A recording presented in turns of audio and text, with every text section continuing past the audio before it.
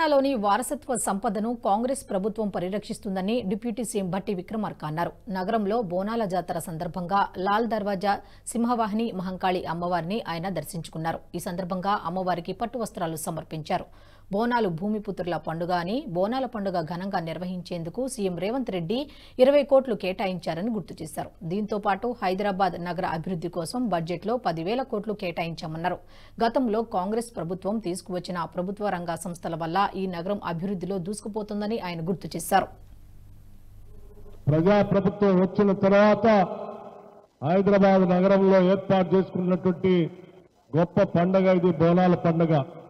ఇటువంటి పండుగ భూమిపుత్రుల పండుగ.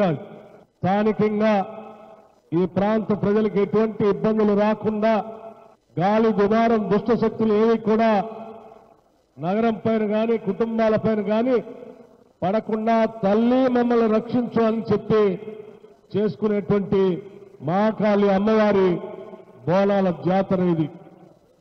ఆ తల్లి ఎప్పుడూ కూడా ఈ సందర్భంగా మనం చేసేటువంటి పూజల్ని వారికి గౌరవించుకునేటువంటి విధానాన్ని ఎప్పుడు కూడా మన్నిస్తూ ఈ ప్రాంత ప్రజల్ని కాపాడుతున్నటువంటి ఆ తల్లికి బోనాల సందర్భంగా మహంకాళి లాల్ దొర పండుగ సందర్భంగా హృదయపూర్వకమైనటువంటి నమస్కారాలు తెలియజేస్తా ఉన్నాను. రాష్ట్ర ప్రభుత్వం తరఫు నుంచి రాష్ట్ర ముఖ్యమంత్రి వర్యులు రేవంత్ రెడ్డి గారు యావత్ రాష్ట్ర మంత్రివర్గం అంతా కూడా ఈ బోనాల పండుగ పెద్ద ఎత్తున విజయం కావాలని ఎటువంటి చిన్న సంఘటన కూడా జరగకుండా ప్రాంత ప్రజలందరికీ కావాల్సిన వసతులు ఏర్పాటు చేయాలని బలంగా నిర్ణయించి ఈ పండుగ మొదలయ్యేటప్పటికే ఇన్ఛార్జి మంత్రి గారి ద్వారా నగరంలో ఉన్నటువంటి అన్ని దేవాలయాలకి కావాల్సిన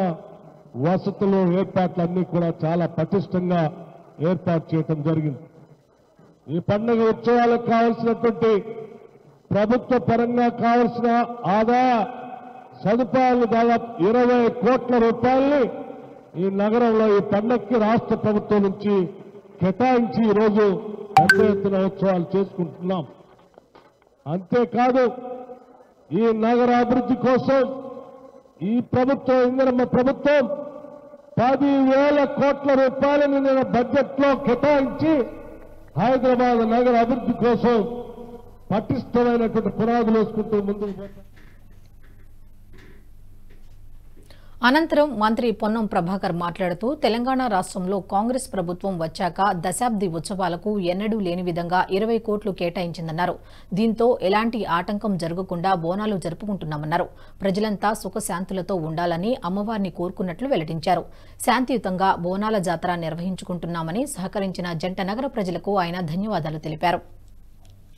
అధికారంలోకి వచ్చిన తర్వాత మొదటిసారిగా జరుగుతున్న ఈ దశాబ్ది బోనాల ఉత్సవాల్లో ప్రభుత్వం తరఫున అన్ని రకాల చర్యలు గౌరవ ఉప ముఖ్యమంత్రి గారు సరిపోయే నిధులు ఇచ్చి ప్రభుత్వం తరఫున అన్ని రకాల చర్యలు తీసుకున్నాం. అన్ని కార్యక్రమాలు జూలై 7న గోల్కొండలో ప్రారంభమైనటువంటి బోనం, బల్కంపేట కళ్యాణంతో, ఉజ్జయిని మహంకాళి బోనంతో, ఈరోజు లాల్ దర్వాజా బోనాలతో విజయవంతంగా హైదరాబాద్ ప్రజల సుఖ సంతోషాలకే కాదు యావత్ తెలంగాణ మంచి నిండుగా సమృద్ధిగా వర్షాలు పడాలని, ప్రజలంతా సుఖ సంతోషాలతో ఉండాలని ఆ అమ్మవారిని కొలుచుకునే ఈ పండుగ బోనాల పండుగ హైదరాబాద్ సాంప్రదాయానికి సంస్కృతికి ప్రతిబింబించే ఈ పండుగలో హైదరాబాద్ ప్రజలు మొత్తం యావత్ తెలంగాణ ప్రజలకు వేదికగా మారి ఈ కార్యక్రమం విజయవంతం కావడానికి ప్రతి ఒక్కరు కూడా సహకరించిండ్రు.